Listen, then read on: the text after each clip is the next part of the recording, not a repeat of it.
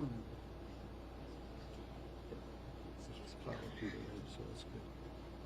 we all set?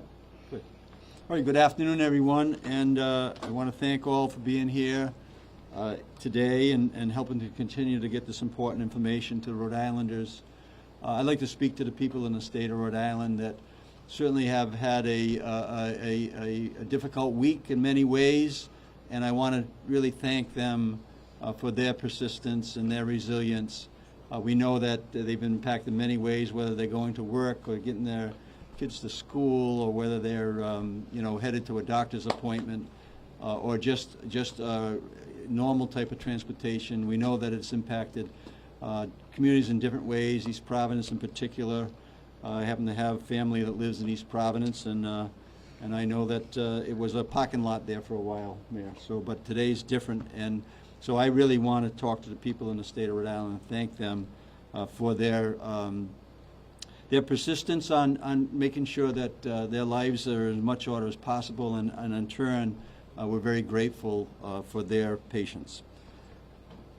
So a most significant update today is that Rhode Island is, as you saw this morning, the bypass on the Washington Bridge has been opened, and the director will give you a little more details on what that means to us. But during today's commute, one of the people in our office did a video as they were going up about 2 miles leading up to the overpass. So I got a firsthand, look at exactly how that traffic was flowing east and how smooth it was to actually make that move from the eastbound lane, the westbound lane into the overpass. That now we have the 2 lanes going in each direction.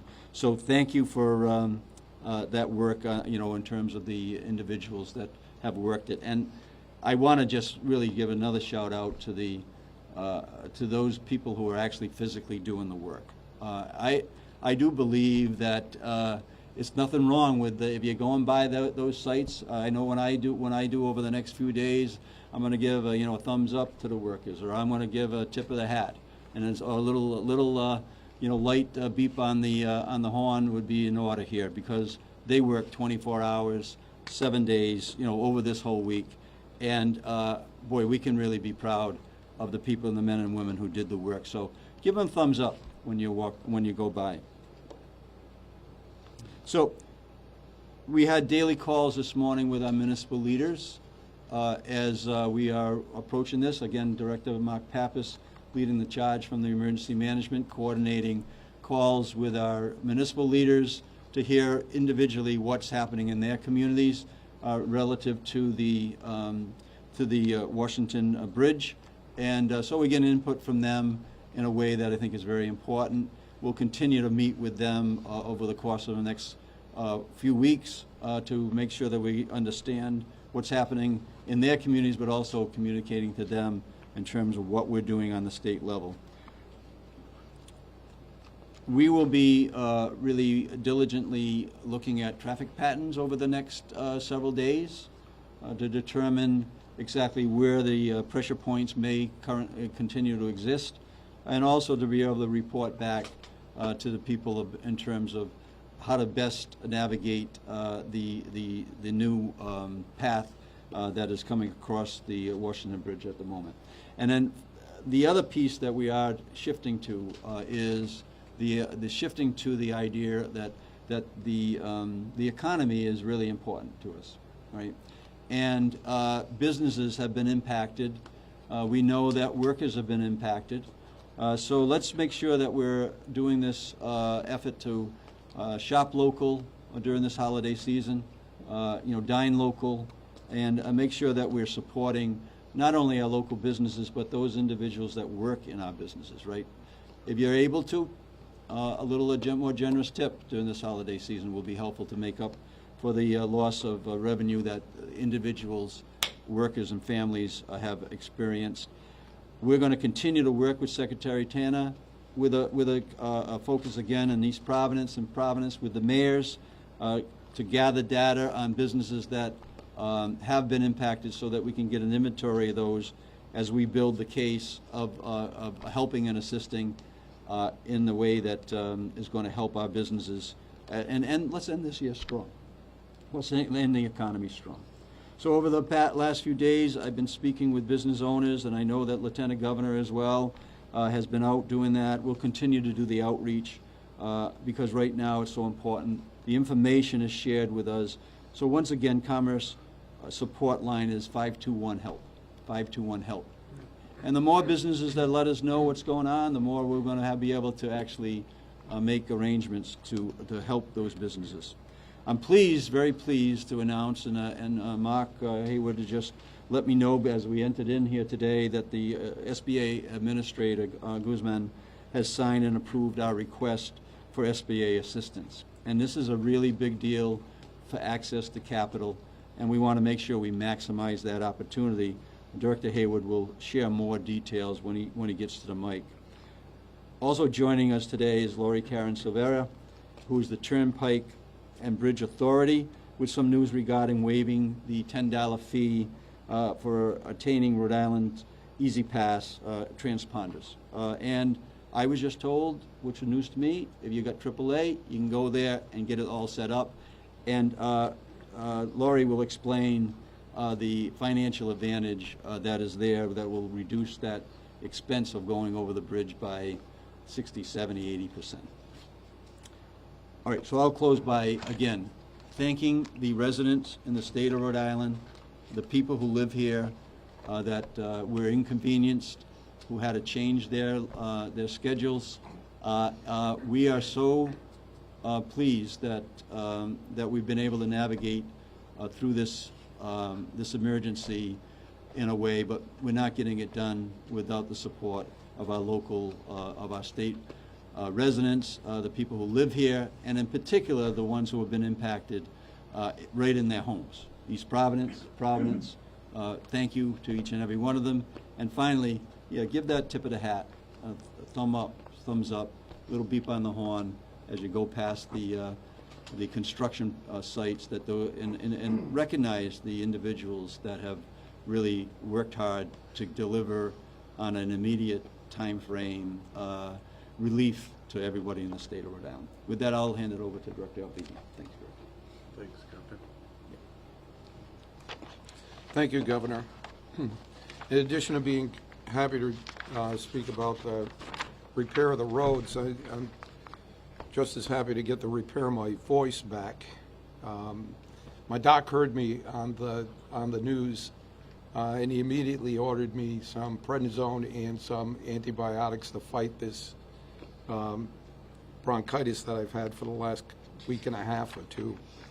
So, but I'm very pleased that to announce that we have, as you all know, the bypass lanes were completed this morning, early morning, about 1 a.m.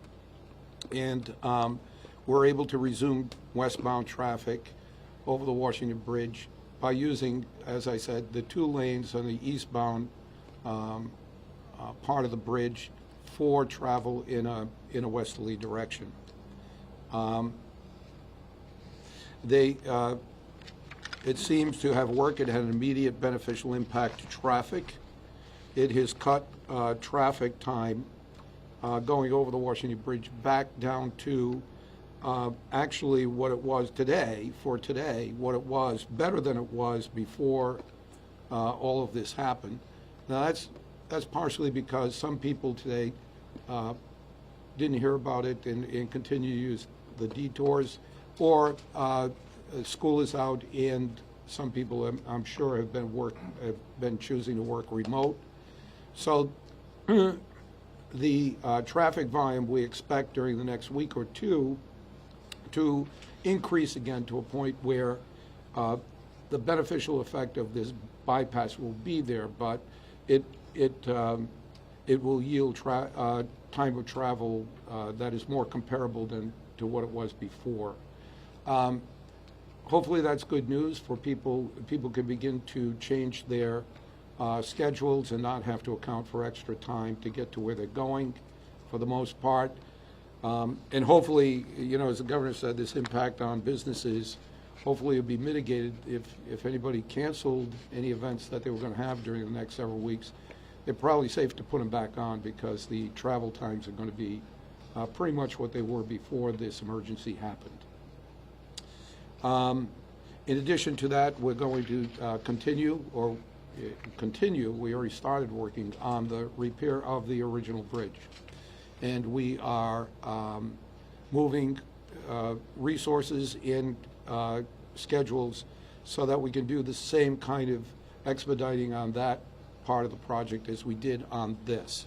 So our project managers are very much engaged with their mission to complete that on or before the 3-month period. And we'll, of course, as we did with this, we're going to keep all of you posted as to how we're progressing and what the schedule shift should be. The schedule, I'm expecting to shift in a beneficial way over the next couple of months.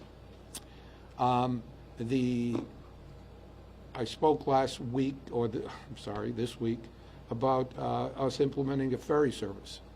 Our transit group here at DOT were able to create a new ferry service in the last 2 days between Bristol and Providence. We're using C Street, the same company that we use for our summer program to Newport, which also includes Bristol, but this one is going to utilize 3 ferries, not 1. The total combined capacity of the 3 ferries will be the ability to move over 1,100, over 1,000 passengers an hour between Providence and Bristol, or Bristol and Providence. And those 3 ferries will run continuously from 6 a.m. in the morning to 7 p.m. in the evening. Parking on the Bristol side will be at the Colt State Park, and we have arranged with RIDOT to provide bus shuttle between the parking facilities at Colt State Park and the Bristol Town Docks where the ferry will land. Likewise, in Providence side, where we've arranged for shuttles to be available to transport people from the ferry landing at Ganos, at India Point Park to Kennedy Plaza and the Amtrak station, so that people can make connections to other mass transit capabilities there. We will monitor the use of the ferry system, and we'll gauge it accordingly, but I think we have enough capacity to provide however many people want to avail themselves to that mode while we're going through the reconstruction of the main bridge. We have everything in place to be able to start that service on Monday morning, but I don't believe we're going to be able to.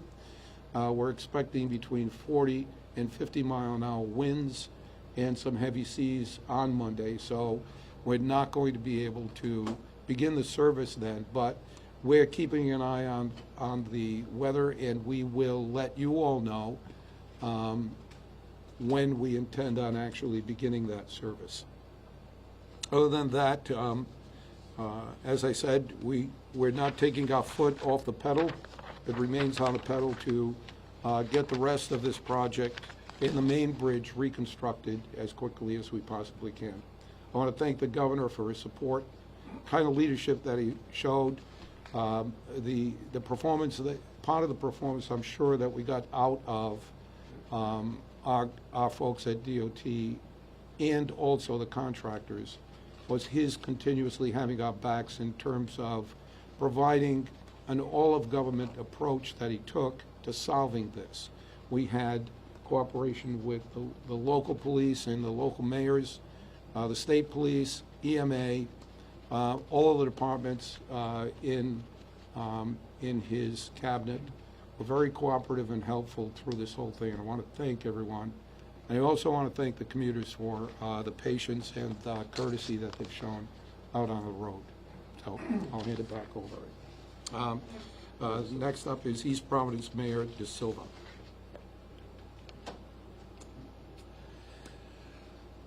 Thank you, Director. Thank you, Governor, Lieutenant Governor Mark Hayward.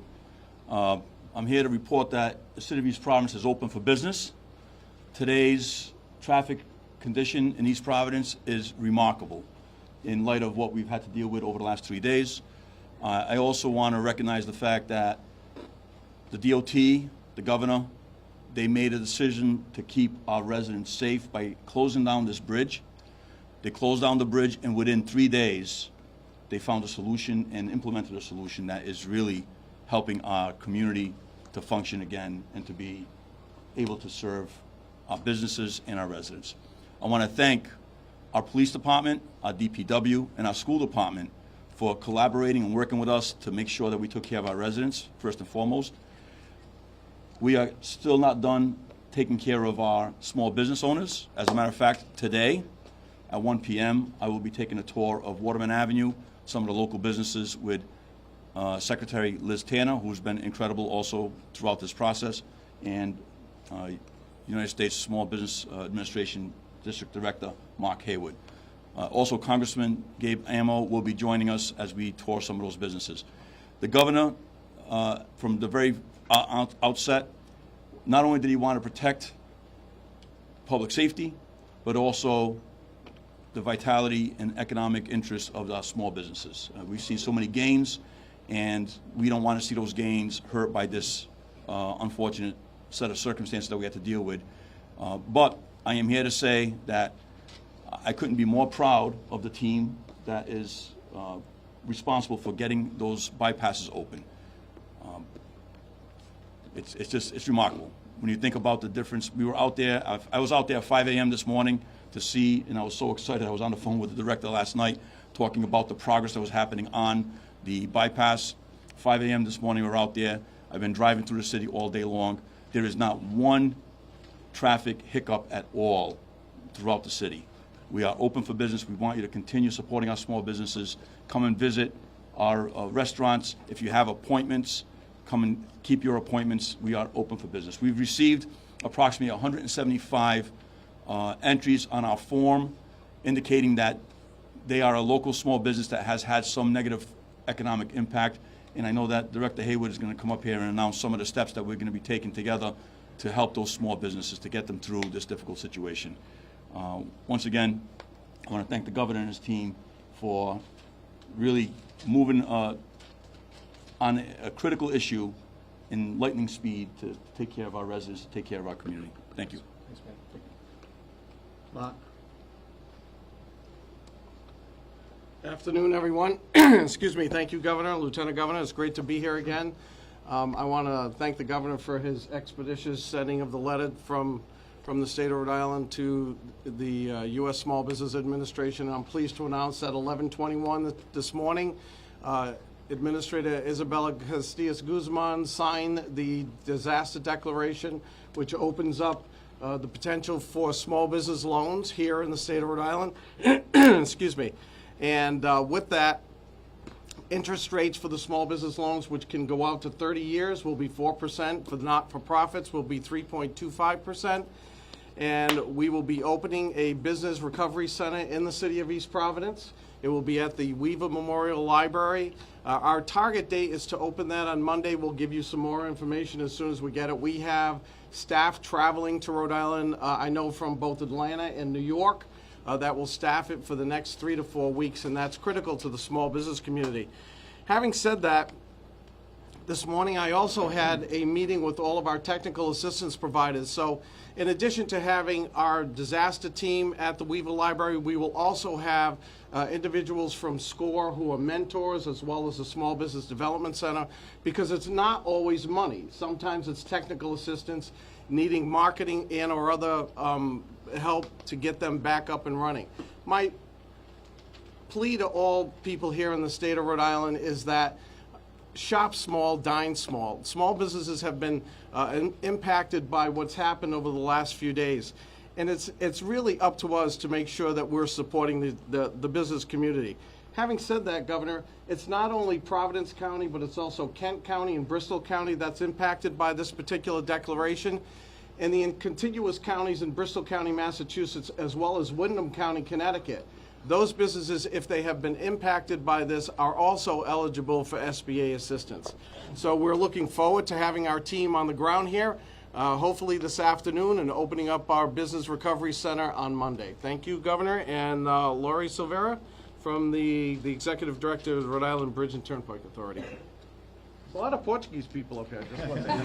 And just for the press, it's the United States Small Business Administration. We're not the association, that's a lobby group, so we have to make that determination. Good afternoon. Thank you very much. Thank you, Governor. Thank you. We at the Rhode Island Turnpike and Bridge Authority, and by the way, we're a very small agency, but we're small, but we do a lot.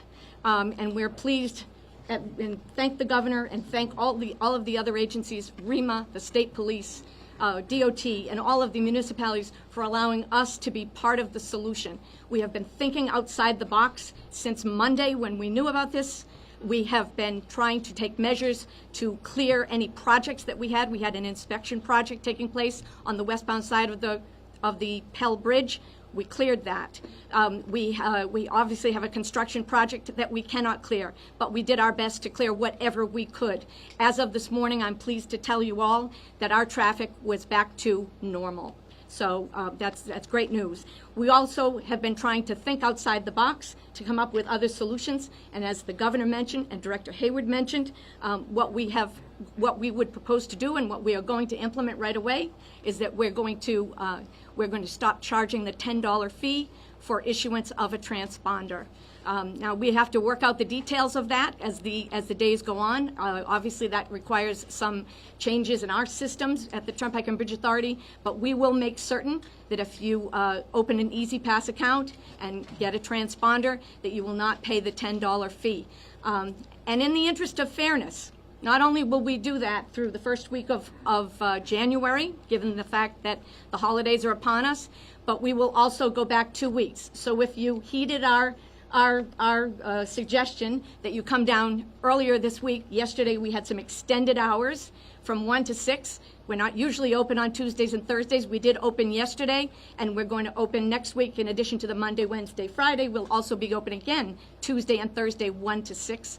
Monday, Wednesday, and Friday, by the way, is 9 to 1. But next week, every day will be available. There will be hours every day available to open an Easy Pass account. And if you do that, if you already heeded that advice and you did that earlier this week, as many people did, we had I will call it a run on transponders as soon as the news was out that some people thought they might be using the Pell and might need an Easy Pass account. If you did it earlier this week, we will roll back the $10 fee 2 weeks as well. So that's our plan. Again, we are grateful for the opportunity to participate and to come up with solutions here. Just so you know, there is a difference if you have an Easy Pass or if you come through the Pell Plaza without an Easy Pass account. If you come through and you are a Rhode Island resident in a passenger vehicle, if you come through without one, it's $3 per axle, which is $6 each way.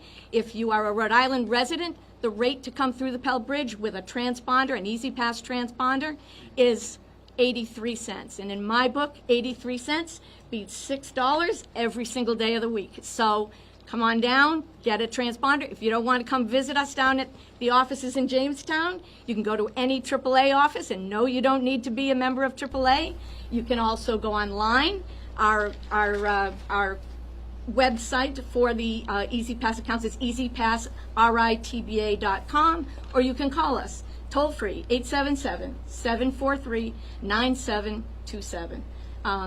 If all else fails, ask for the Executive Director. I always tell my Director of Tolling, Catherine Coleman, is here with me today, and I always say I'm her best apprentice in the Customer Service Department. We're here to resolve problems. We're here to serve. Thank you very much. We start right over here with Bill.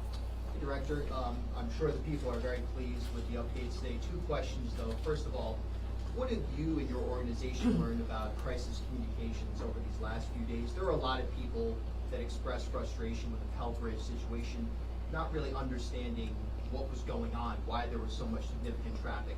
Obviously, it wasn't ground zero in this crisis, but it became a tributary and a secondary problem what would you change going forward about getting out? I totally agree with you that communication in any crisis is probably 90% of the problem and the solution. We did try to reach out as much as we could.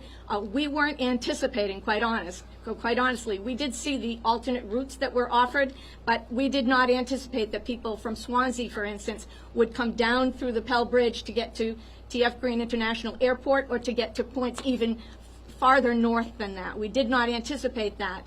So we did communicate. We did clear the construction to the extent the inspection we cleared, and there were other things that we could clear. Obviously, the redesign of the road we could not do anything about. And I just want to mention that briefly.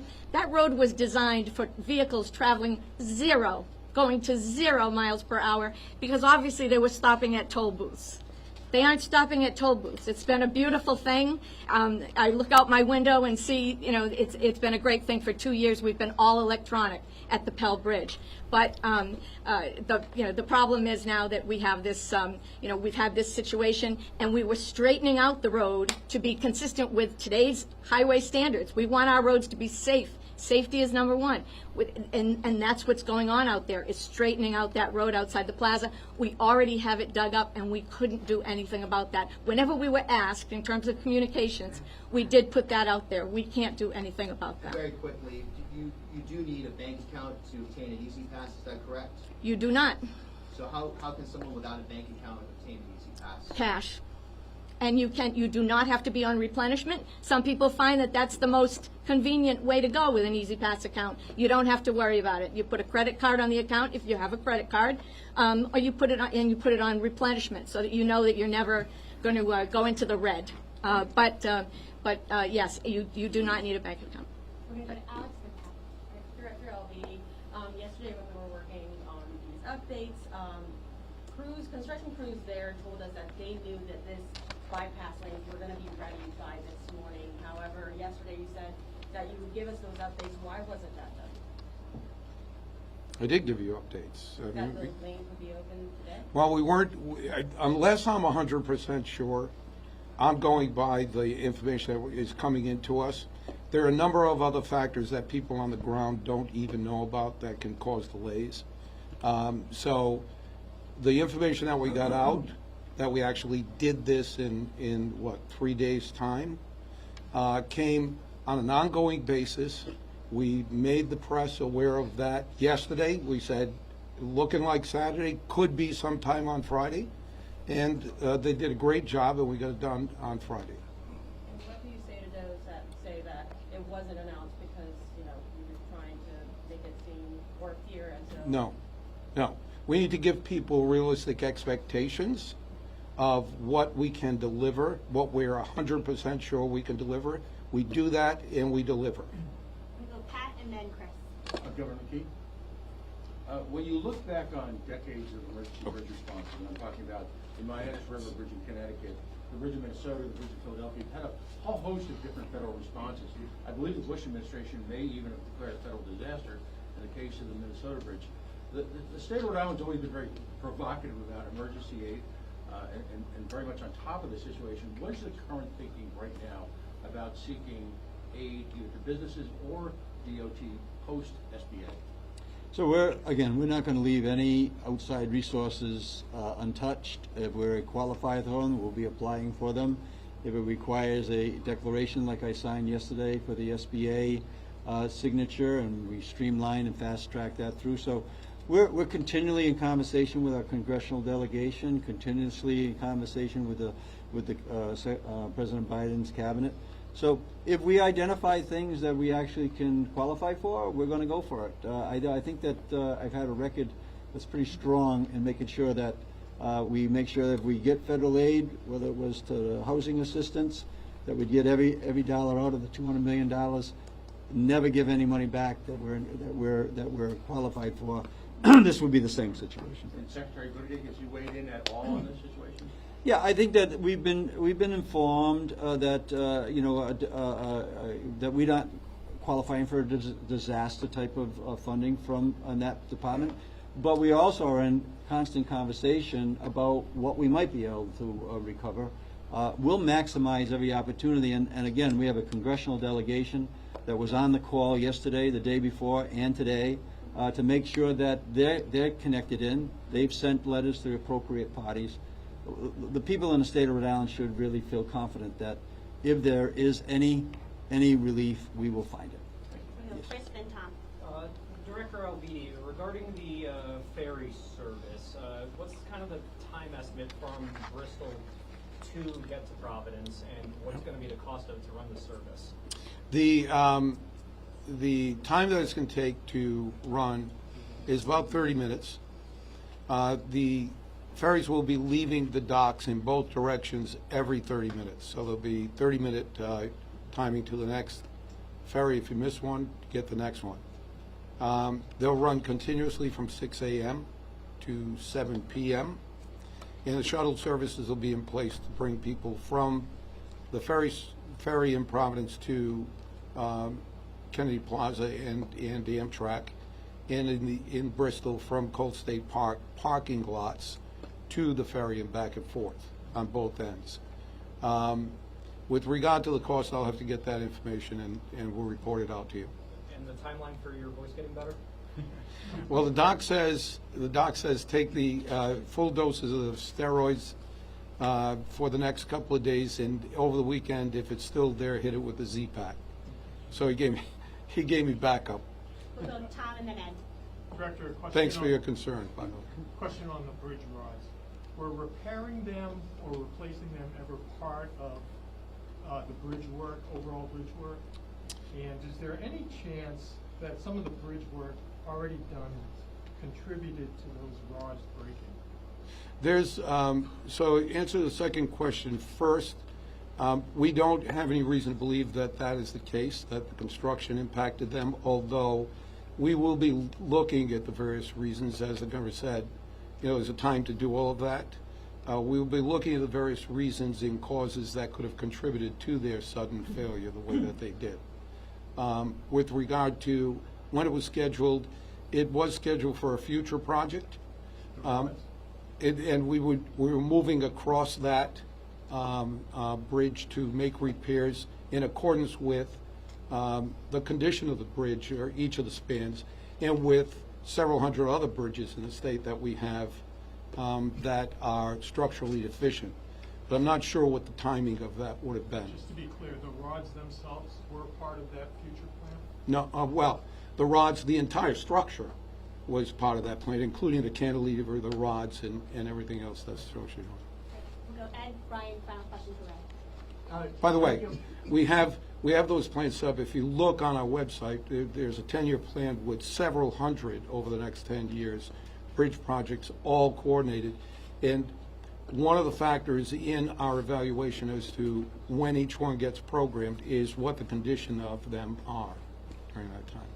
Director, with the times getting more or less back to normal now with the 2 bypass lanes open, do you still see a need for that ferry service that you're launching next week? Is there any concept of how many people are going to be accessing? Okay, so we don't have estimates of that. We're putting it in place. We're in a belts and suspenders mode right now. We want to offer various options of travel, multimodal travel to people in the state. So we're going to put it into effect, and as I said, we're going to be doing with the various detours for vehicles, we will be monitoring the use and the passenger rates at the facility, and we'll meter it forward or back according to what kind of usage we get. And there's no charge to get on that? We're not going to charge anything for that ride. Brian? Director, kind of to Alex's question about the timeline with the bypass opening. I know you said yesterday that the original estimate of 2 to 3 weeks was based on typical standards about doing this kind of thing, but you've also said it was an all-hands-on-deck effort. So was it not all hands on deck first, or is this a situation that you overestimate, and when it turns out you can do it in a shorter time, it looks better?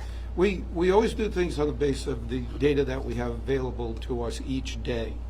And here we went 3 days, and the data changed on each of those days, and we reported out on each of those days as the data changed what our new expectation was, right? So on the first day, we get the estimates from the contract that's doing it in terms of what they think it's going to cost and what it's going to entail. We have put in place a project management process here at DOT that on projects like that, where we get initial estimates or initial bids, our folks are trained, and it's a culture here to continuously put pressure on those original estimates, both schedule and cost, to improve them. Whether it be the first day, the second week, the second month, the second year of a project, the third year of a project. They're always looking for ways to accelerate both time and reduce cost every day that they're on the project. That's what happened here. On the first day, we got the estimate from the contractor. We then went back to them after reviewing it on the second day and said, well, you're showing us that this estimate is based on working day work. We want you to put on 24/7 rotation of crews working on this. It's important for us to get it done. The ordering of materials and the design of it, instead of waiting for your consultant to design it and then building it, I want you to get started on the demolition while the design is being done for the remedy. That way, when you get done with the remedy, you already have the design and you immediately move into construction. That saves some more time.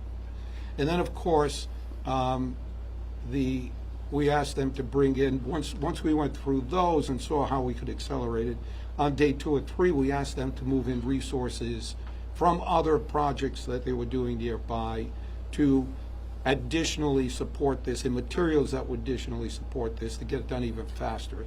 So as we went through it, every day, every minute, every second, we were looking for ways for them to accelerate the time to do that. All right, Governor, if I could just follow up on the communications piece from Ms. Silva about crisis communications. Despite what you've insisted and shown evidence that you say backs up the point that this couldn't have been realized sooner, and despite nobody being hurt, and there's been really no argument that the bridge should have been closed, there are still critics who say that there's too much congratulating and celebrating over that fact. And despite your change in tone yesterday about welcoming oversight from your response to me 2 days ago, including saying that the people you're talking to are pleased with what's happening, did you misjudge the scale of this or the tone? Is there anything that you would do differently at this point? Well, first of all, yesterday wasn't the first day that I said that I welcome oversight. And if you go back to the tape, you can see that we expect that to happen, but we expect to be focused on the emergency at hand and not get distracted by the cynic and critic out there. So what we're doing is, and one of the things that I did talk to Governor of Pennsylvania, he said one of his suggestions was to make sure that you put pressure every day professionally on the people who are doing the work. That's what we did. I think that's what helps accelerate the process. So, no, I think that, you're going to have the cynics and critics that are going to be out there just second guessing. We certainly will get into the oversight issues, working with the General Assembly on, as I said. And then we'll certainly provide whatever information that comes from them. I think the people are pleased right now, the people I've talked to, and I've been out and about, and I think that Mayor Silva said it well. The circumstances are significantly better. At the point when I said that people were pleased, we were making progress. And I believe that now the next step is the economy, and we're going to work with the small businesses in the state of Rhode Island. Last question to Ray. It's a two-part question. Any safeguard in place for a small business? People love free money, right? And you say you're going to give money out, everybody going to lie that they're losing business. First, that's the first question. Second is, all these organizations that receive money from the state, they're not advertising in English and Spanish, encourage the community to speak locally. That you're going to continue supporting all these organizations that take free money from the state, it doesn't promote it in any local media? Well, on the first one, we're not making any promises or commitment as grants, but right now we've made the move to provide very low interest rate loans in an environment where there's high interest rates historically. When you talk about 4% long-term 30-year loans right now, I think businesses who will qualify for that and are looking to expand their business or bring in capital are going to be in a really different position than they were prior to this emergency. So, and then we'll take a look at what we can provide, whether it's back office help, which we can right now, as the Director Hayward mentioned. We'll continue to do that. I know that we have an advertising campaign to help our small businesses is going to start Monday. I recorded a message today that will be going on the radio. I know Sabina's recording a message that's going to come out in Spanish, and we were told that we probably should do one in Portuguese, which we'll do the same thing. So, yeah, we're going to do this outreach now to the business community and to the communities that are next in line, quite frankly, in terms of our efforts. But to make it clear, it's no free money, because a lot of people say we're going to get free money. We have made no commitment for free money. The commitments that we have made is to the mayors in Providence and East Providence. We'll be sending them a letter with a time frame that'll be beginning and end in time frame for any of the public safety costs that they itemize that were over and above because of the emergency. Thank you, everyone.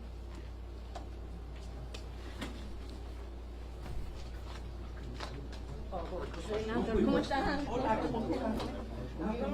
not ready yet, but we will know. I think because it makes the work right out. Would make the work.